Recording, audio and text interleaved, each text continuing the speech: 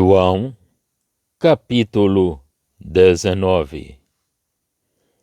Pilatos, pois, tomou então a Jesus e o açoitou. E os soldados, tecendo uma coroa de espinhos, lhe a puseram sobre a cabeça e lhe vestiram de roupa de púrpura. E diziam: Salve, Rei dos Judeus! E davam-lhe bofetadas. Então Pilatos saiu outra vez fora e disse-lhes: Eis aqui vô-lo trago fora, para que saibais que não acho nele crime algum. Saiu, pois, Jesus fora, levando a coroa de espinhos e roupa de púrpura. E disse-lhes Pilatos: Eis aqui o homem. Vendo-o, pois, os principais dos sacerdotes e os servos clamaram, dizendo: Crucifica-o! Crucifica-o! Disse-lhes Pilatos: Tomai-o vós e crucificai-o, porque eu nenhum crime acho nele. Responderam-lhe os judeus: Nós temos uma lei, e segundo a nossa lei deve morrer, porque se fez filho de Deus. E Pilatos, quando ouviu esta palavra, mais atemorizado ficou. E entrou outra vez na audiência e disse a Jesus: De onde és tu? Mas Jesus não lhe deu resposta. Disse-lhe, pois, Pilatos: Não me falas a mim? Não sabes tu que tenho poder para te crucificar e tenho poder para te soltar? Respondeu-lhe Jesus: Nenhum poder terias contra mim, se de cima não te fosse dado. Mas aquele que me entregou a ti, maior pecado tem. Desde então Pilatos procurava soltá-lo, mas os judeus clamavam, dizendo: Se soltas este, não és amigo de César. Qualquer que se faz rei é contra César. Ouvindo, pois, Pilatos este dito, levou Jesus para fora e assentou-se no tribunal no lugar chamado Litóstrotos, e em hebraico Gabatá. E era a preparação da Páscoa, e quase a hora sexta, e disse aos judeus: Eis aqui o vosso rei. Mas eles bradaram: Tira, tira, crucifica-o. Disse-lhes Pilatos: Hei de crucificar o vosso rei?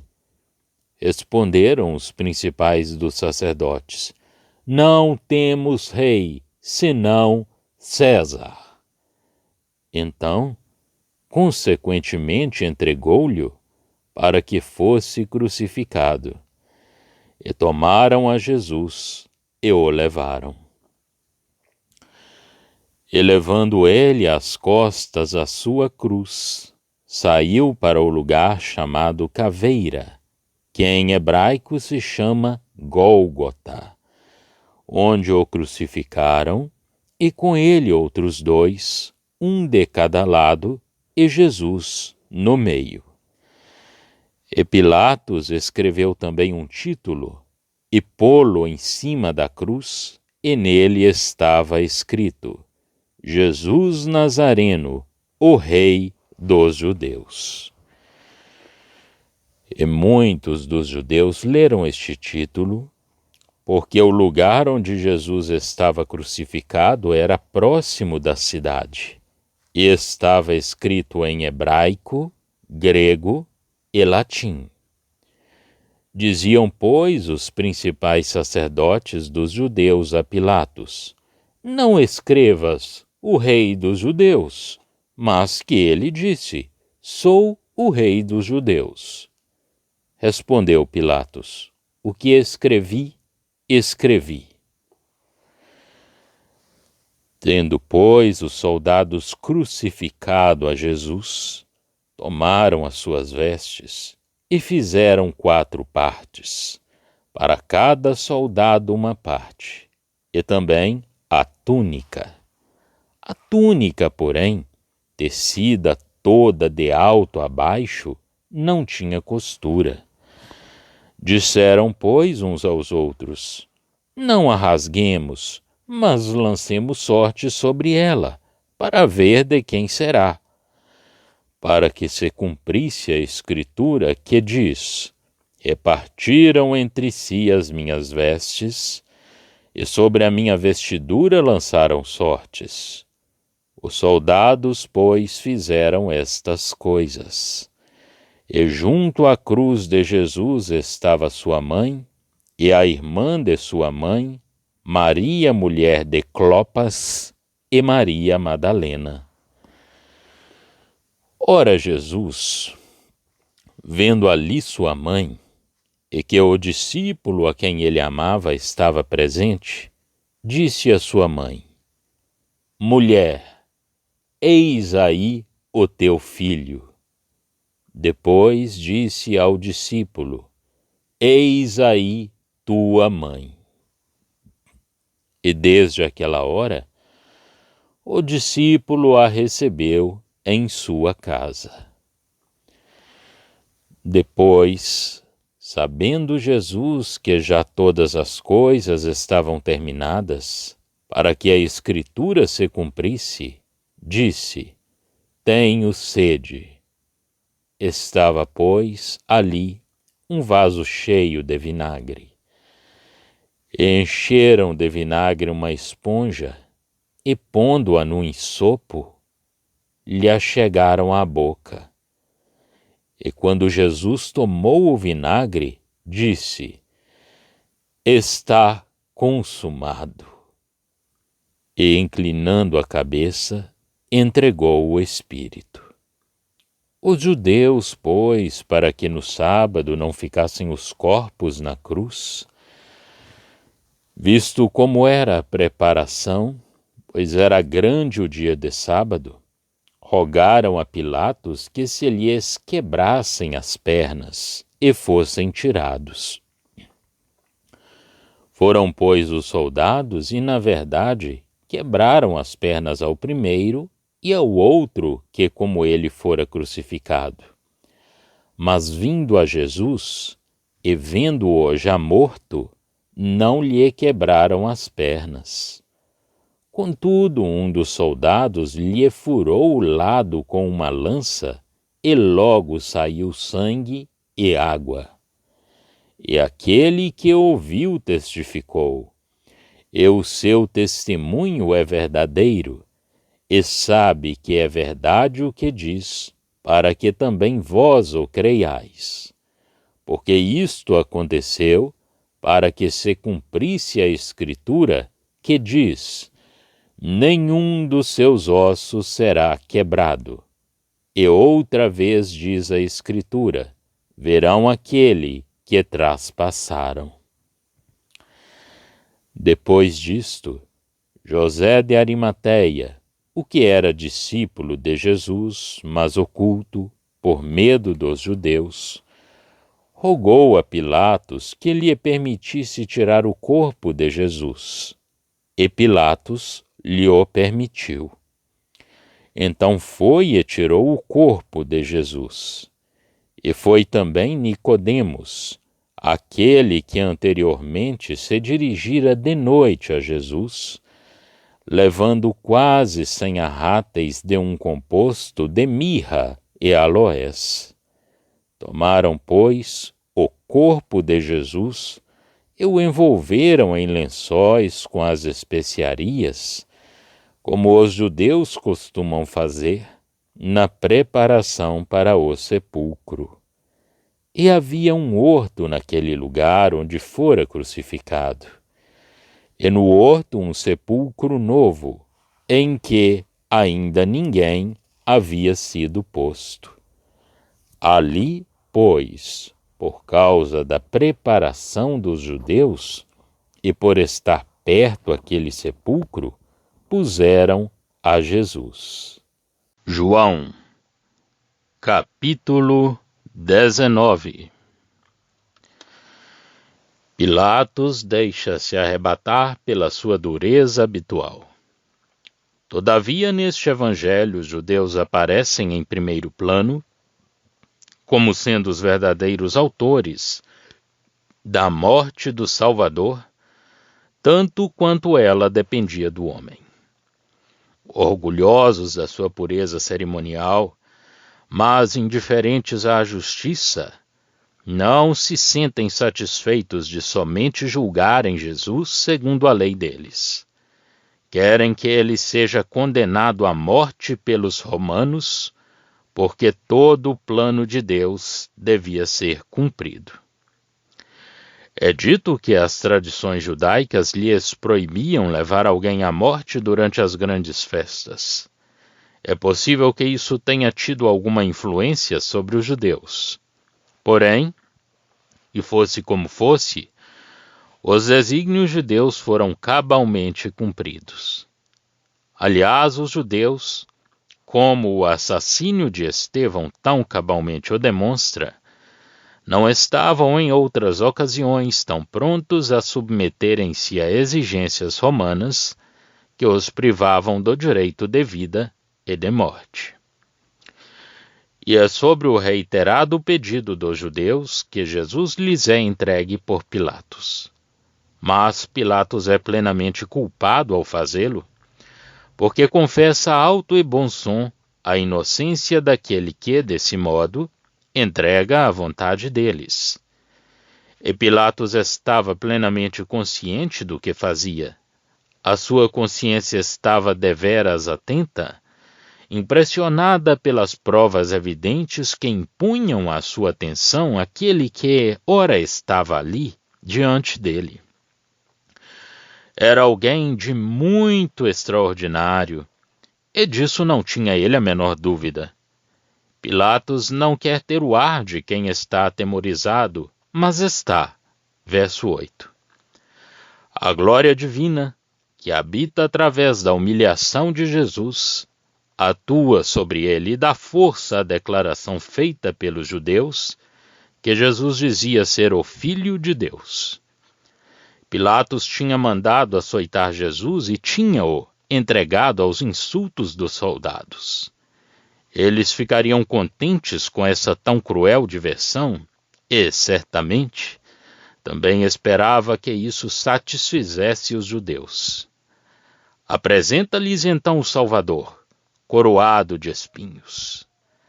Talvez também esperasse que o zelo a respeito de todo o insulto feito à sua nação os levasse a pedirem a libertação de Jesus.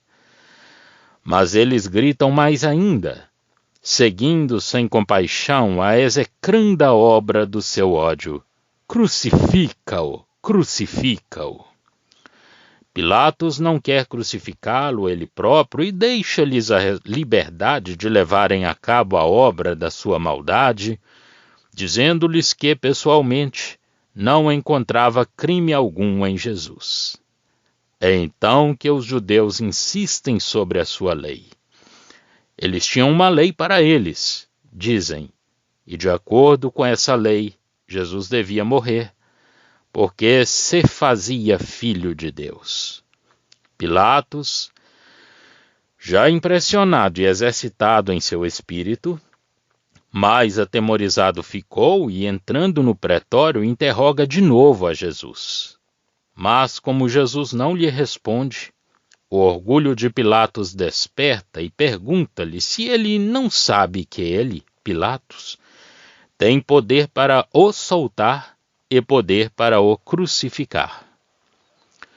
O Senhor mantém na sua resposta a plena dignidade da sua pessoa. Pilatos não teria poder algum sobre ele, se essa não tivesse sido a vontade de Deus. E era a esta que ele, Jesus, se submeteria.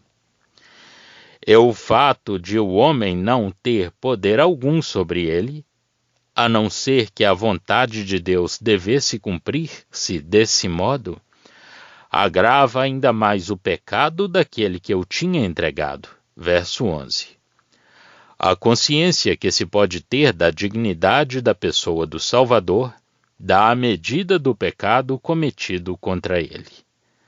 Não o discernir fazia julgar tudo em vão, e no caso de Judas mostrava a mais absoluta cegueira moral. Ele conhecia o poder do seu mestre, que quereria dizer entregá-lo ao homem, senão que a sua hora tinha chegado? Ora, neste caso, qual era a posição do traidor? Mas Jesus fala sempre de acordo com a glória da sua pessoa e como estando, por isso mesmo, inteiramente acima das circunstâncias pelas quais ele passava em graça, e obedecendo à vontade de seu Pai. Pilatos é completamente apanhado pela resposta do Salvador. Porém, os seus sentimentos não têm força suficiente para o subtraírem à influência do motivo por que o apresentam.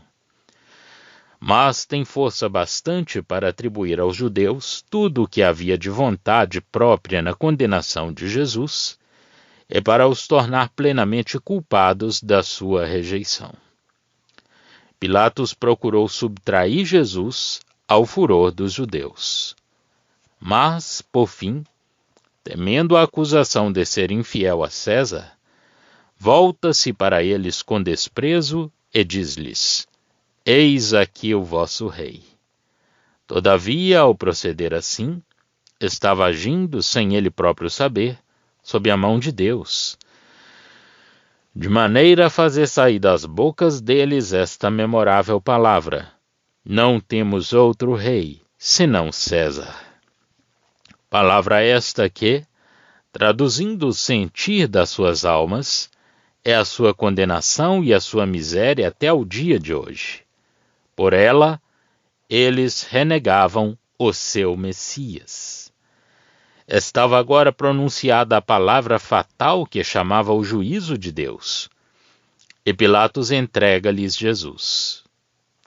Jesus, humilhado, maltratado, levando-o à sua cruz, encontra o seu lugar entre os malfeitores. Todavia, aquele que quis que todas estas coisas acontecessem, quis também que um solene testemunho fosse prestado à dignidade daquele que sofria. E Pilatos, talvez para vexar os judeus, mas certamente para cumprir os desígnios de Deus, afixa sobre a cruz, como título de Jesus, Jesus Nazareno, o Rei dos Judeus. Inscrição que encerra as duas partes desta grande verdade. O Nazareno e desprezado é o verdadeiro Messias. Aqui, pois, como em todo este evangelho, os judeus tomam o seu lugar como reprovados de Deus. O apóstolo comprova aqui, do mesmo modo como o faz noutros lugares, que Jesus era o verdadeiro Messias, citando as profecias que falam do que lhe sucedeu em geral, a respeito da sua rejeição e dos seus sofrimentos, de sorte que fica plenamente demonstrado ser Jesus o Messias, até mesmo nas circunstâncias em que ele foi rejeitado pelo povo. Depois da história da crucificação de Jesus, como atos do homem, temos aqui o que caracteriza essa crucificação em relação àquilo que Jesus foi sobre a cruz. O sangue e a água correm do seu lado, aberto com uma lança. A dedicação das mulheres que o tinham seguido tem talvez um caráter menos importante do que o dos homens, sob o ponto de vista da obra. No entanto, embora a sua maneira, ele brilha nesta perseverança do amor que as conduziu até junto da cruz. Nas circunstâncias em que se encontravam, a posição de responsabilidade dos apóstolos como homens era maior e não lhes permitia mesmo nada aproximarem-se. Mas a desculpa que aí possamos achar para a ausência de quase todos os apóstolos, por muito justa que ela seja, não tira nada ao privilégio que a graça concede à mulher fiel a Jesus. Era agora a ocasião para Cristo nos dar novas instruções e se mostrar tal como Ele era. Era a ocasião de nos apresentar a sua obra acima de todas as circunstâncias, como sendo o efeito e a expressão de uma energia espiritual que, como homem, o consagrava inteiramente a Deus, oferecendo-se também ele próprio inteiramente a Deus pelo Espírito Eterno. A obra do Salvador estava concluída. Ele tinha se oferecido a si mesmo. Entra, se assim se pode dizer, nas suas imolações pessoais. A natureza, nos seus sentimentos humanos, mostra-se na sua total perfeição e, ao mesmo tempo, pessoalmente, a sua superioridade divina às circunstâncias pelas quais ele passa em graça como homem obediente. A expressão do seu sentimento filial faz ver que esta consagração a Deus, que o afastava de toda afeição que é um dever e uma necessidade para o homem segundo a natureza, era, não uma falta de sentimento humano, mas sim o poder do Espírito Divino. Vendo as mulheres, versos 25 a 27, ele já lhes não fala como mestre ou como salvador, que é a ressurreição e a vida. É Jesus que fala. É o homem, individualmente nas suas relações humanas. Mulher, diz ele, ao confiar sua mãe aos cuidados de João, o discípulo amado. Eis aí o teu filho. E ao discípulo ele diz, eis aí tua mãe. Desde essa hora em diante, o discípulo a toma para sua casa. Que doce e tão preciosa missão! Testemunha de uma confiança que segredava o coração que dela era o objeto, que só quem fosse assim amado a poderia apreciar devidamente. Isto demonstra-nos também que esse amor do Salvador por João tinha um caráter de afeição e de relação que, embora, segundo Deus, não era exclusivamente divino, embora cheio da graça divina, uma graça que lhe dava todo o seu valor, mas sim revestindo-se também das realidades do coração humano. Foi este caráter que, evidentemente, ligou João e Pedro. Jesus era o único e comum objeto dos seus corações. De caráteres muito diferentes e, portanto, mais singularmente ligados, eles só pensavam numa coisa: a consagração absoluta de si mesmos a Jesus. Essa consagração é, na verdade, um dos laços mais fortes entre os corações humanos. Despoja-os do eu e passam a ser como uma só alma, enquanto a pensamentos, a desejos, a propósitos deliberados, porque não tem senão um objeto na vida. E em Jesus esta afeição era absolutamente perfeita, era a graça. Note-se que João não é chamado aqui o discípulo a quem Jesus amava. Isso estava inteiramente ultrapassado.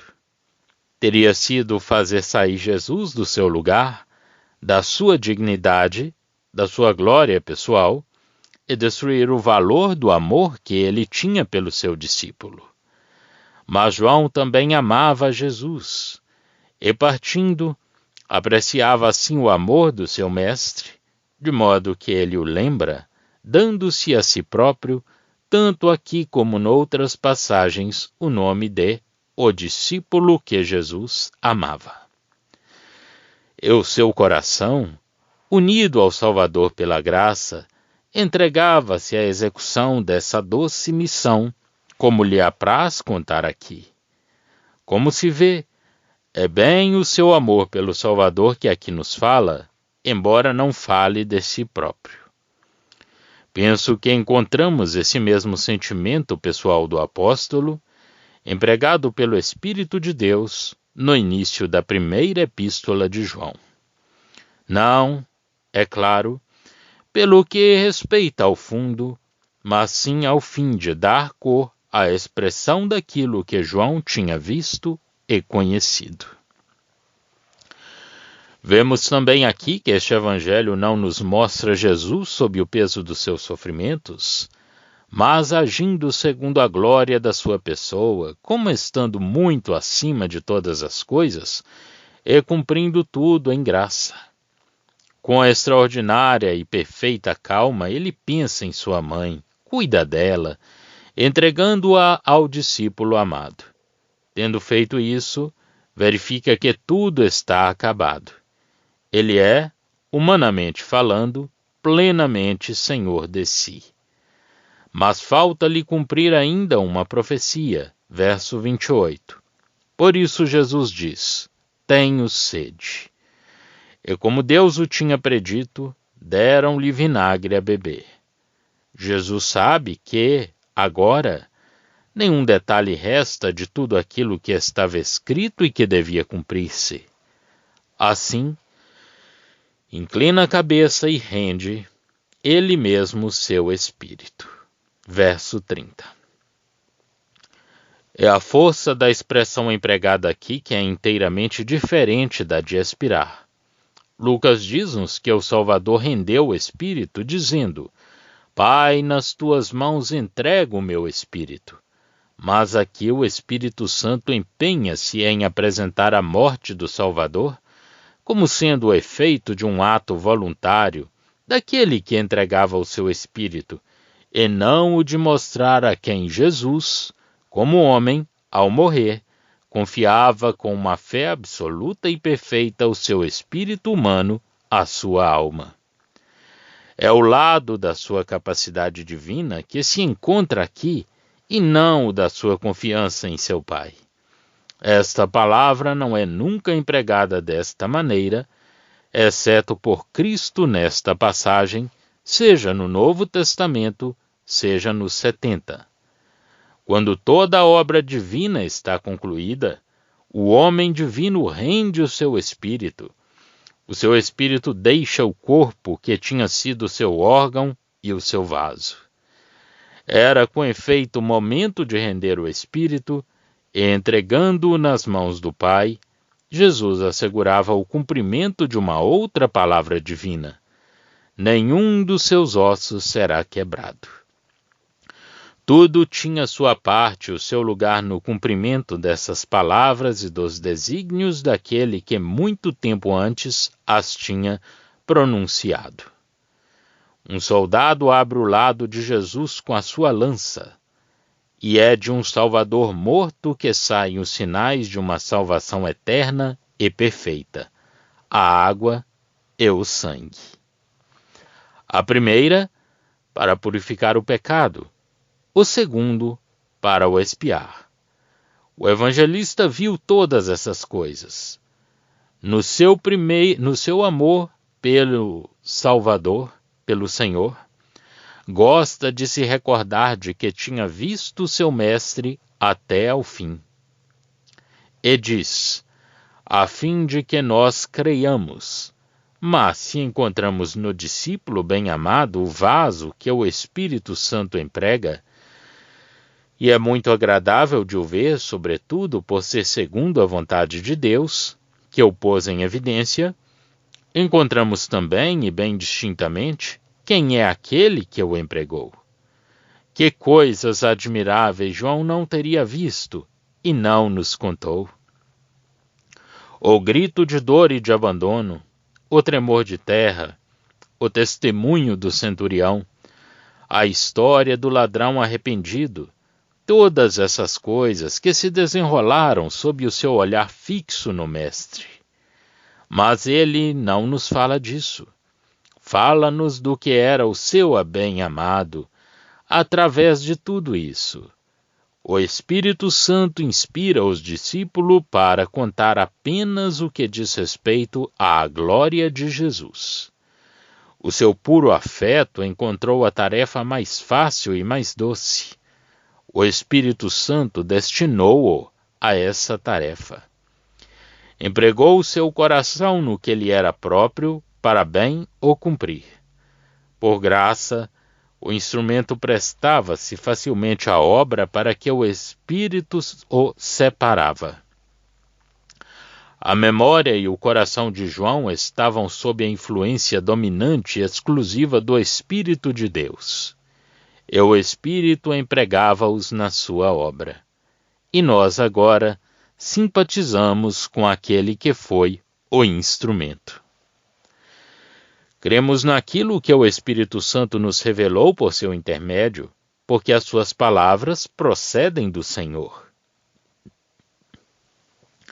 Não há nada de mais comovente, de mais profundamente impressionante do que esta graça divina, manifestando-se assim sob a forma de solicitude humana, testemunhando inteiramente a realidade do afeto próprio do homem. Ele tinha todo o poder e a profundidade da graça divina. Era o fruto da graça divina que Jesus possuía de tais afeições. Por outro lado, nada podia estar mais afastado da apreciação desta fonte soberana do amor divino, correndo pelo canal perfeito da humanidade que se cavou pelo seu poder, do que a pretensão de exprimirmos o nosso amor de forma recíproca.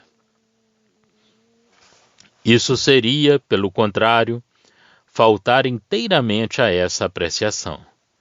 Verdadeiros fiéis, entre os morávios, chamaram a Jesus irmão, e outros houve que adotaram seus hinos a esta mesma expressão. Mas a Sagrada Escritura não registra nada disso. É certo que ele não tem vergonha de nos chamar irmãos, mas é bem diferente para nós o dar-lhe tal tratamento. A dignidade pessoal de Cristo não é nunca perdida, nem na intensidade, nem na ternura do seu amor. Ora, o Salvador rejeitado devia estar com os ricos e os honoráveis na sua morte, por muito desprezado que ele tivesse sido em vida. E dois homens que não tinham ousado confessá-lo durante a sua vida, José de Arimateia e Nicodemos, revelados agora pela grandeza do pecado da sua nação e pelo próprio fato da sua morte, que a graça de Deus que os tinha reservado para essa tarefa lhe fazia sentir, ocupam-se dos cuidados devidos ao seu corpo morto. José, ele próprio conselheiro, vai pedir a Pilatos o corpo de Jesus. E Nicodemo junta-se a ele para prestar as últimas honras àquele que não tinham seguido em vida. Mas o seu procedimento compreende-se bem. Uma coisa é seguir sempre a Jesus no opróbrio e comprometer-se aberta e para sempre com ele. E outra coisa é agir quando chega qualquer grande ocasião, onde já não há lugar para o servir constantemente. Não é de espantar que nos mostremos fiéis, quando a extensão do mal nos força a uma separação, e o bem, rejeitado, por ser perfeito em testemunho e levado à perfeição máxima pela sua rejeição, nos força a tomar um partido, se algum sentimento moral existe em nós pela graça. Mas Deus tem assim cumprido as suas palavras de verdade. José e Nicodemos colocam o corpo do Salvador num sepulcro novo, num jardim perto da cruz, porque a preparação os impedia de fazerem algo mais de momento. Já estão disponíveis para leitura os comentários do Novo Testamento e do Antigo Testamento de João Nelson Darby. Estão nos formatos de livro, e-book, também aplicativo para o celular Android. Visite o nosso site www.palavrasdoevangelho.com.